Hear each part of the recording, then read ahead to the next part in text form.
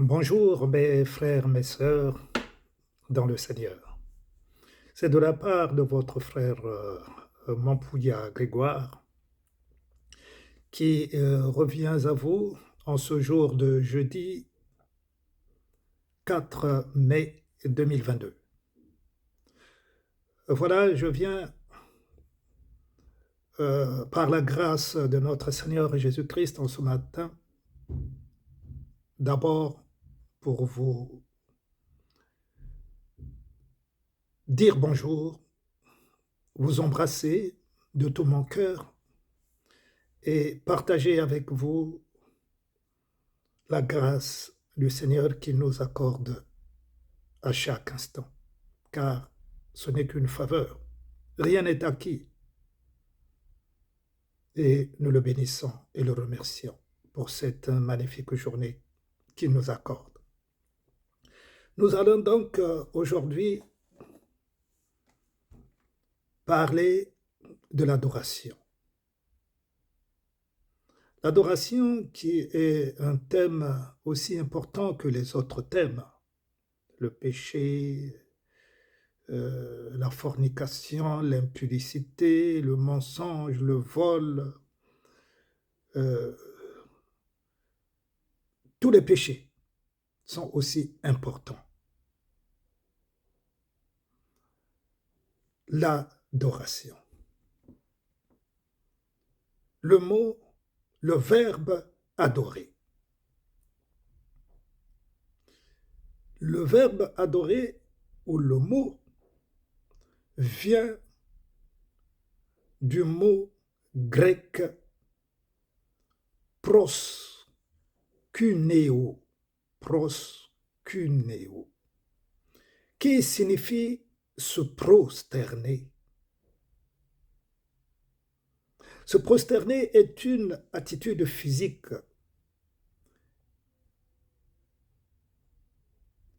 et de révérence qu'on exprime envers le Créateur, l'Éternel Dieu.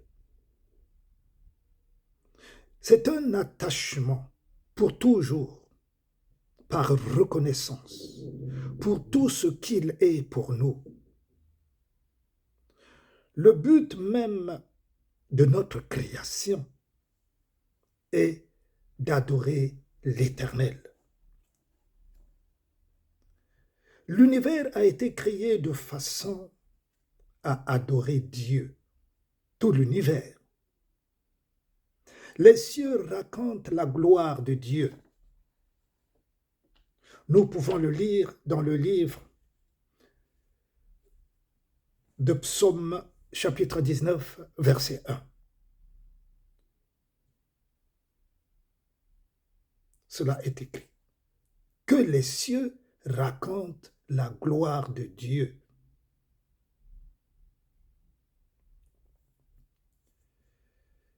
Et nous pourrions même nous poser la question, bien-aimés, entre nous, si nous pouvons nous poser cette question,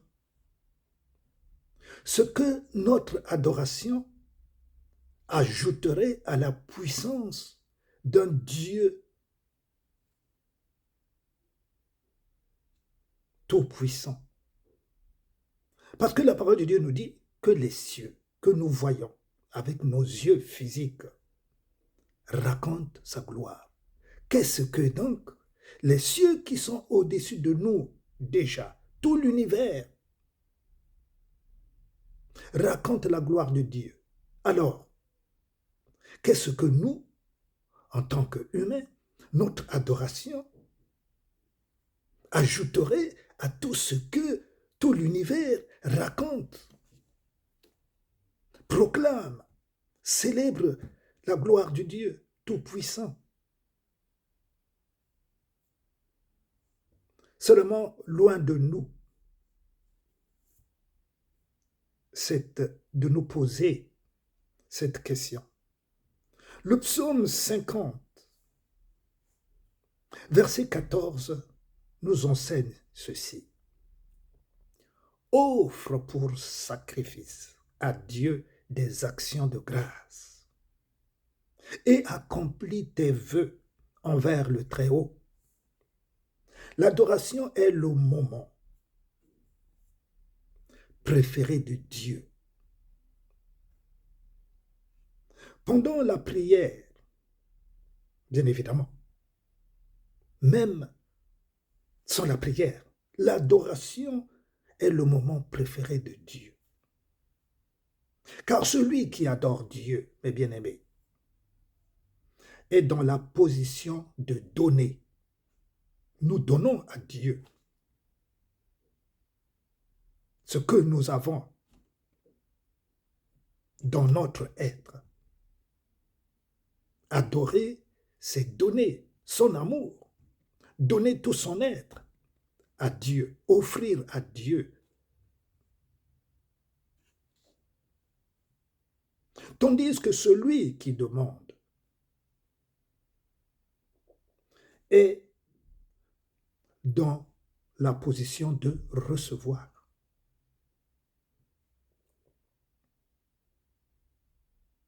De recevoir de lui.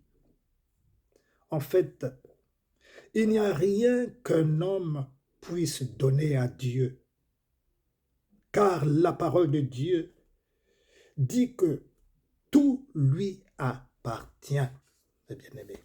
Tout appartient à Dieu. Qu'est-ce que nous pouvons lui donner? Tout ce qui est visible et invisible appartient à l'Éternel. Même l'argent qu'on donne comme dîme ou offrande lui appartient.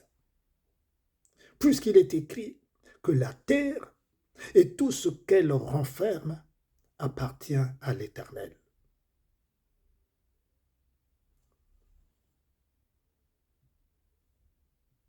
Dans le psaume 24, 1, aucune somme d'argent ne peut toucher le cœur de Dieu, malgré certains pasteurs qui disent plus tu donnes à Dieu, plus Dieu te bénira. Ils insistent là-dessus. Mais est-ce que c'est réellement le cas? Non.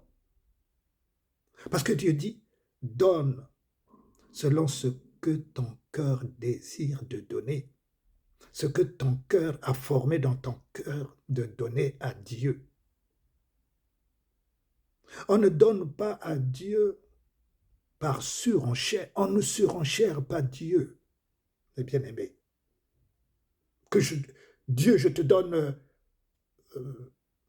100 000 euros et puis toi, tu me donneras le double ou le triple. Il n'y a pas de surenchère avec Dieu. Et Dieu non plus ne surenchère pas avec nous. Donc, c'est une fausse doctrine de dire aux brebis de Dieu, celui qui donne plus à Dieu, Dieu nous donnera plus. Dieu a besoin de notre cœur. Le reste qu'il nous donne, c'est parce que nous sommes justes avec lui, parce qu'on l'aime.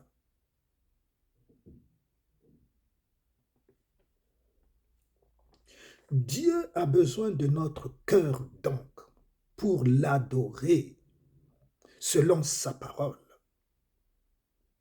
Dans le livre des Proverbes, chapitre 23, verset 26, il dit ceci, « Mon fils, donne-moi ton cœur et que tes yeux se plaisent dans mes voies. » Je me souviens d'une expérience que j'ai vécue il y a quelques années en arrière, mes bien-aimés, mes frères, mes sœurs.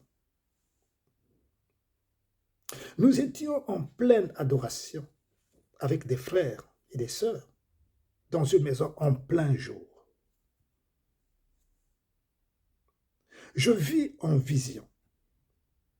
Au-dessus de nous, le plafond n'y était plus. Plus, Et je vis une grande table en plus. Je vis au-dessus de là où nous étions, dans la maison, une grande table avec sur la table une nappe blanche. Et la table, elle était grande, bien sûr, avec une nappe blanche, entourée. La table était entourée par les anges que je voyais avec mes yeux spirituels, vêtus de blanc, tous, les têtes couvertes,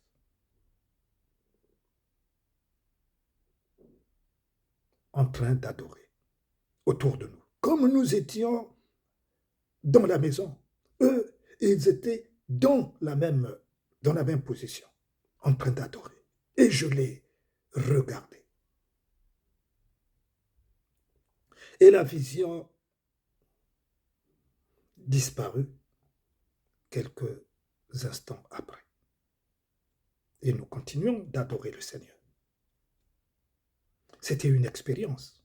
Cela n'a rien à voir avec l'expérience que j'ai partagée avec vous il y a quelques semaines, où nous étions ici, à la maison, chez nous. Parce qu'en ce temps-là, je n'étais pas marié. Lorsque j'ai vu cette vision que je viens de partager à l'instant avec vous.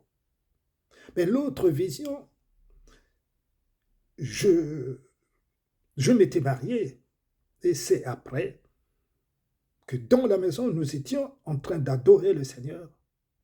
Et là, ce n'était pas une vision, mais c'était le parfum du Seigneur Jésus, que je vous rappelle, que j'ai partagé avec vous il y a quelques semaines. Le parfum que tous nous avions senti pendant l'adoration.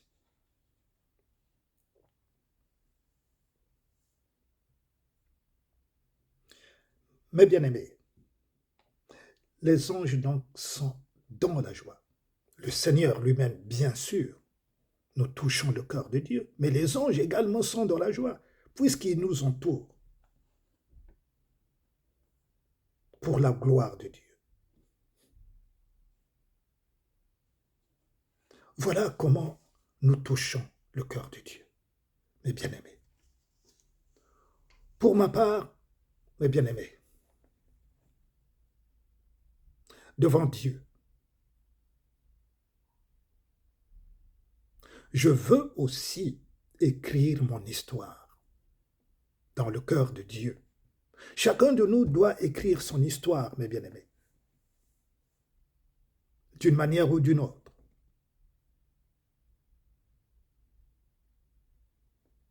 Comme le roi David a écrit son histoire.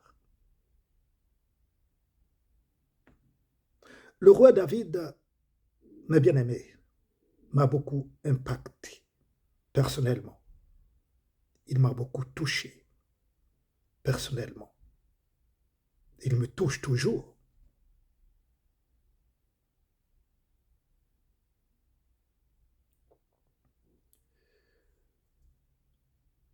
Je suis trop prétentieux peut-être en disant que je veux aussi écrire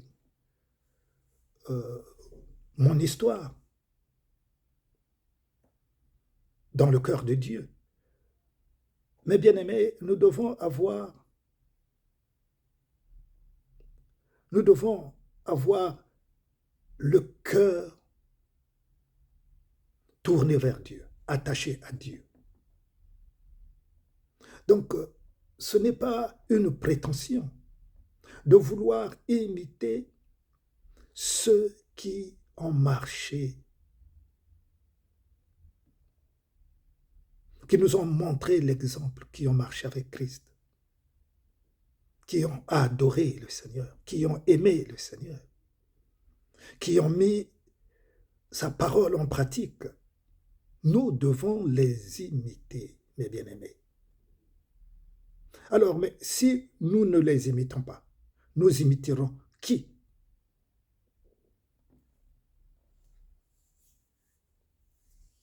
Donc, ce n'est pas une prétention vaine. Nous devons les imiter.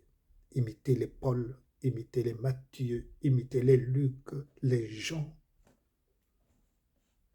et imiter lui-même le Seigneur Jésus, puisqu'il est l'exemple par excellence. Mais bien aimés, comme nous devons imiter ceux qui ont marché dans l'amour, qui ont aimé Christ. C'est le cas aussi de, du roi David. C'est pour cela que le Seigneur l'a aimé. C'est pas seulement, il adorait le Seigneur parce qu'il aimait le Seigneur de tout son cœur, de toute son âme, de tout son esprit.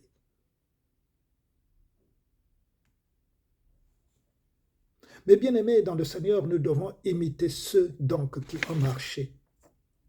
Aujourd'hui, qui ont marché avec le Seigneur,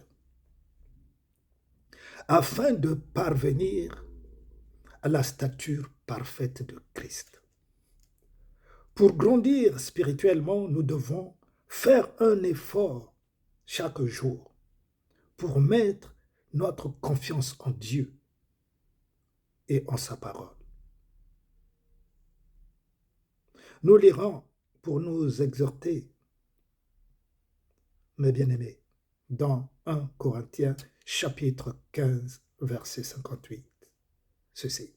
Ainsi, mes frères, bien-aimés, soyez fermes, inébranlables, travaillant de mieux en mieux à l'œuvre du Seigneur, sachant que votre travail ne sera pas vain dans le Seigneur. C'est ainsi, mes bien-aimés, que dans le livre de 2 Samuel, chapitre 6, à partir du verset 12, une histoire, toujours du roi David, a bouleversé ma vie et que j'aime beaucoup. La parole nous parle du roi David qui se mit en route et il fit monter l'arche de Dieu depuis la maison d'Obed et d'Homme jusqu'à la cité de David. Au milieu des réjouissances, le roi David dansait de toute sa force devant l'Éternel. Et il était ceint d'un éphod de lin. Le roi David et toute la maison d'Israël firent monter l'arche de l'Éternel avec des cris de joie et au son des trompettes. Comme l'arche de l'Éternel entrait dans la cité du roi David, Michal, fille de Saül, regardait par la fenêtre ce qui se passait.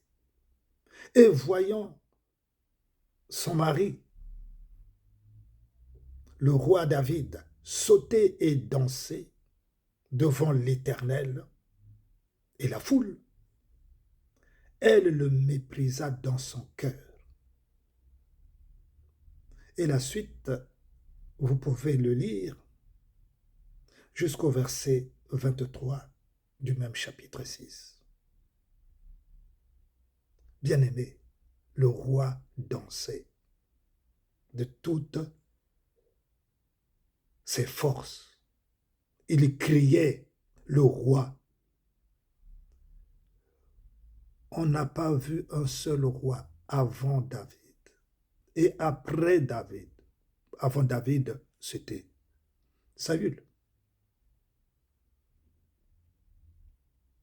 On a vu Saül danser, crier, manifester sa joie pour Dieu. Non. Et après David, est-ce qu'on a vu un autre roi adorer Dieu comme le roi David? Il n'y en a pas eu. Même les prophètes qui ont existé avant Samuel, ont-ils adoré Dieu comme le roi David? Non. David a été unique. David unique dans son genre. Alors, comment ne pas l'imiter? Comment ne pas l'imiter, mes frères? C'est pour cela que j'aime beaucoup le roi David. Et je vais vous dire, je vous l'ai déjà dit dans mes précédentes vidéos, mes bien-aimés, j'adore le Seigneur. Moi, j'adore le Seigneur. Je passe beaucoup de temps dans l'adoration, mes bien-aimés. Beaucoup de temps.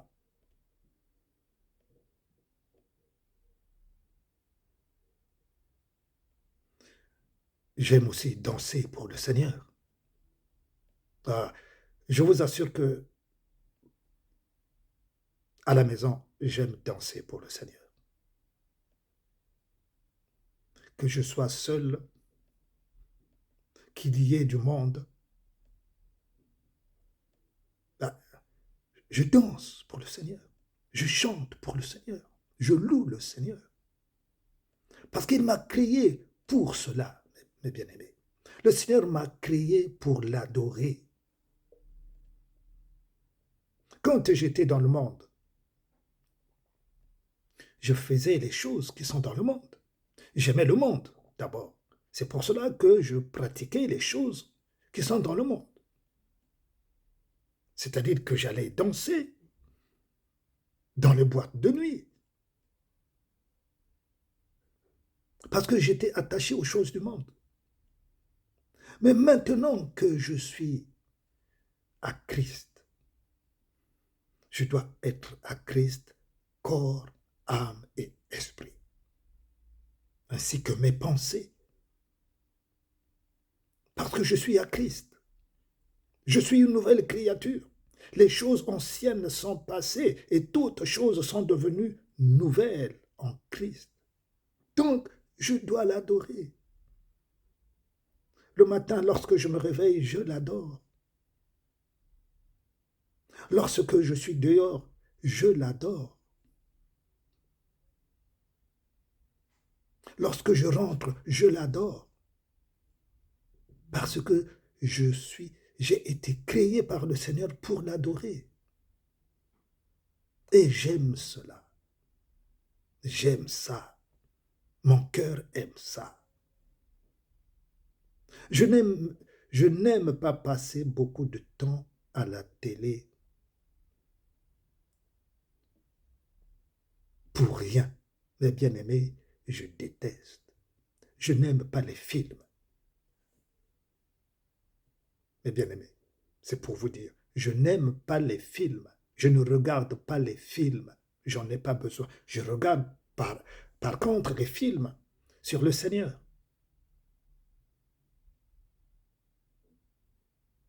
Mais les films de diversion, ça ne m'intéresse pas. Ça ne m'intéresse pas. Et ça m'a jamais intéressé en plus. Mon cœur n'y est pas.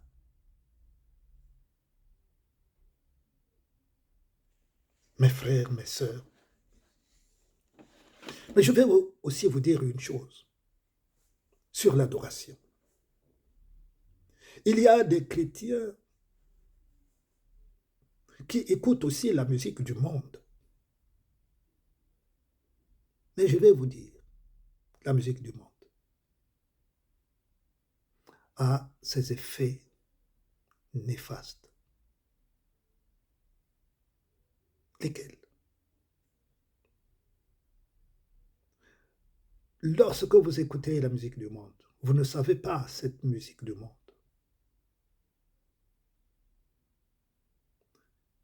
comment elle est arrivée là, qui l'a composée, dans quelles circonstances il a composé cette musique du monde.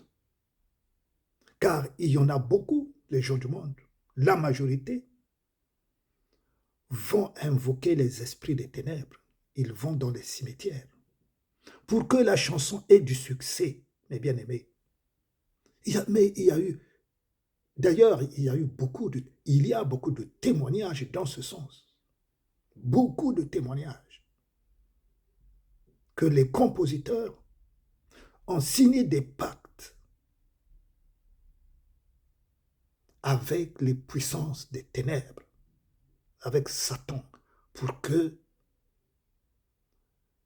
la chanson ait du succès. Et le succès lui apporte beaucoup d'argent. Parce qu'il ramène les âmes à Satan, ceux qui écoutent ces chansons. Du monde, je suis encore là. Mais ils sont captivés par les puissances des ténèbres, mes bien-aimés. C'est une chose que nous devons savoir. Que écouter la musique du monde a ses effets néfastes. Parce que tes oreilles qui écoutent la musique du monde, bien que tu sois du monde, te rendent captif. Et les chrétiens alors, qui écoutent la musique du monde, les bien-aimés, n'avez-vous pas lu que votre corps est le temple du Saint-Esprit? Vos oreilles écoutent la musique du monde. Vous êtes chrétien, je dis bien. Alors. Vos oreilles écoutent la musique du monde. Vos yeux sont réservés pour la gloire de Dieu, votre corps, puisque vos yeux, vos oreilles, tout votre corps tous vos membres font partie de votre corps, puisque vous êtes le corps de Christ. Donc, tous les membres de votre corps dépendent tous vos membres dépendent de votre corps. Voilà, pour mieux m'exprimer, pardon. Donc, faites attention à vos membres, à vos yeux, à vos oreilles, qui écoutent, vous, chrétiens, qui écoutez la musique du monde. Je vais vous donner quelques exemples. J'écoutais beaucoup, pendant les années passées, la musique de... Comment vous l'appelez? Comment vous l'appelez? L'Orbongo. Quand j'écoute les chansons du Seigneur, ce n'est pas pour 2 minutes. Je passe beaucoup de temps. Surtout pendant la nuit. Surtout. Je vous le dis. Surtout. Je l'écoutais. Des fois, mes bien-aimés, lorsque je regarde ou j'écoute quelque chose, ça dépend. Des fois, le Seigneur me laisse écouter, suivre. Et il m'interpelle après. Comme ce fut le cas de la musique chrétienne de l'Orbongo que j'écoutais. Le Seigneur va m'interpeller un soir pour me parler audiblement sur la musique de l'Orbongo que j'écoutais. N'écoute plus cette musique de l'Orbongo. Elle ne me sert pas. Vous entendez?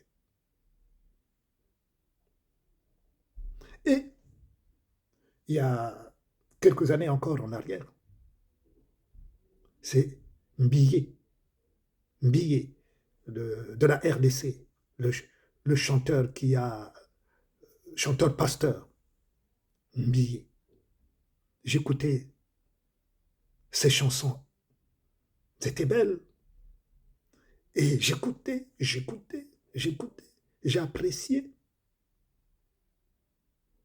Surtout la nuit, pourquoi la nuit? Parce que la nuit c'est calme.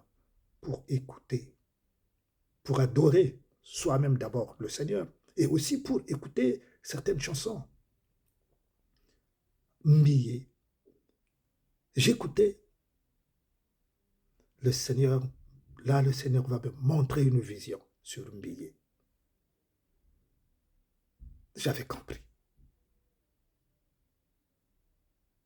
Et c'est à ce moment-là qu'il y a eu pas mal de- des gens qui en parlaient sur un chant gay ou gay, quelque chose comme cela. Et je lui avais envoyé un mot.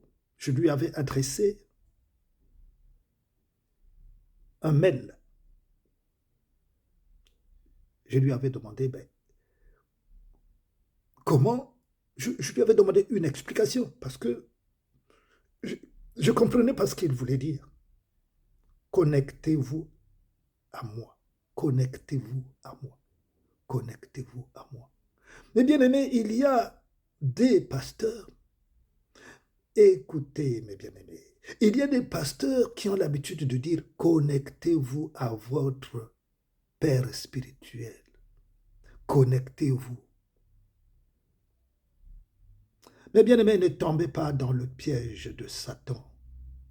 On n'a pas à se connecter avec un pasteur. On n'a pas à se connecter avec un père spirituel. Qu'est-ce que c'est que ça, qu'est-ce que c'est ces doctrines de se connecter avec son père spirituel? Mais le père spirituel, on n'a pas à se connecter.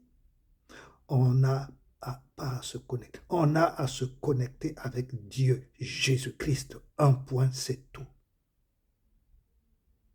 Un point, c'est tout. Quelle doctrine se connecter? Frère, mes bien-aimés, je ne demanderai à personne. Parmi toutes les personnes avec qui nous demeurons ensemble dans la prière, je ne me permettrai jamais de demander à un frère, à une sœur, même à mon fils, même à ma femme, de se connecter à moi. Ce que le Seigneur nous commande, c'est de prier avec un même esprit. Il faut que je sois sûr que tu as le même esprit pour que je prie avec toi, bien-aimé. C'est cela. Il faut être vigilant. N'acceptez pas tout et n'importe quoi de se connecter avec un père spirituel. Il n'y a pas de père spirituel. Et en plus, c'est Dieu qui doit nous connecter. C'est-à-dire, la connexion de Dieu, comment ça se passe? Dieu va créer une relation avec un frère pour que... Et c'est Dieu qui vous parle de travailler ensemble, de prier ensemble. Mais ce n'est pas se connecter. Connecter comment? Tu es Dieu. On ne se connecte pas. Alors, c'est tellement subtil, la connexion sur, sur, sur, sur les réseaux sociaux ou sur WhatsApp. C'est une chose. Mais attention, il y a la connexion. Eux, ils parlent de la connexion spirituelle. Il ne faut pas tomber dans le piège. Eux, ils parlent de la connexion spirituelle. Mais vous ne les connaissez pas. Beaucoup de chantres de Dieu, soit entre parenthèses, de Dieu, chantent pour Baal. Le Seigneur me les révèle, mes bien-aimés. Ça, je le dis. Le Seigneur me les révèle.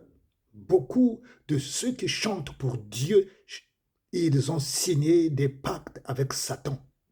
Donc, même ceux que vous pensez qu'ils sont bons, surtout que les chrétiens aujourd'hui sont sont attachés par la façon de chanter. Ah, elle a une belle voix. Ah, cette chante a une belle voix. Attirée seulement parce que la personne qui chante les chants de Dieu a une belle voix. Mais vous savez ce qui se passe derrière cette belle voix? Si Dieu ne vous révèle pas, mes frères, mes sœurs, vous êtes foutus. On est foutus. Faites attention à l'adoration. Connectez-vous à Jésus. C'est Jésus seul qui est le chemin, la vérité et la vie. Jésus ne vous a pas confié à Marie pour que vous alliez vous connecter à Marie.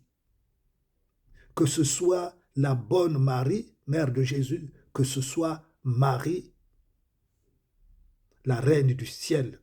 Car en réalité, c'est Marie. Cette Marie-là, c'est la reine du ciel. C'est une déesse. Mes bien-aimés, je vous le dis, c'est une déesse. La reine du ciel, Marie que vous adorez. Car Marie que vous croyez adorer, qui, soi-disant que vous adorez, la mère de Jésus, ce n'est pas elle qui interviendra pour votre vie. C'est Jésus seul, puisque Jésus dit, je suis le chemin, la vérité et la vie. Jean 14, verset 6. Voilà, je termine, mes bien-aimés, par cette précision, afin que le peuple de Dieu soit aguerri. Que le peuple de Dieu ait les yeux, les oreilles ouverts. Et que la sagesse et l'intelligence de Dieu remplissent le cœur des enfants de Dieu, afin que nous soyons affermis. Voilà, mes frères, ce que j'ai voulu partager avec vous, l'enseignement sur l'adoration. Adorons le Seigneur. Passons du temps dans l'adoration et surtout, ayez le discernement pour savoir si la chanson que vous mettez, à moins que vous connaissiez, bon, nous devons connaître aussi les chansons pour lesquelles nous devons adorer le Seigneur. Mais ayez le discernement. Ayez le discernement et ça vous fera gagner beaucoup de temps. Gagner beaucoup de temps. C'est-à-dire que comme vous saurez quelle chanson que vous écoutez pour adorer le Seigneur, qui accompagne votre adoration, parce que vous pouvez mettre une chanson pour accompagner votre adoration. C'est merveilleux. Ou vous pouvez chanter tout seul devant votre Seigneur, vous adorez le Seigneur. Mais attention à toutes les chansons que vous mettez. Attention, mes bien-aimés. Voilà, je termine cette intervention. Je vous remercie pour l'attention que vous allez prêter à travers cet enseignement sur l'adoration qui est indispensable pour les enfants de Dieu. Je vous aime, mes frères, mes sœurs. Demeurez dans le Seigneur, dans la vérité et dans l'obéissance de sa parole. Que le Seigneur Jésus-Christ vous instruise encore, que le Seigneur Jésus-Christ accomplisse sa volonté encore et encore. Je vous embrasse au nom de Jésus. Amen.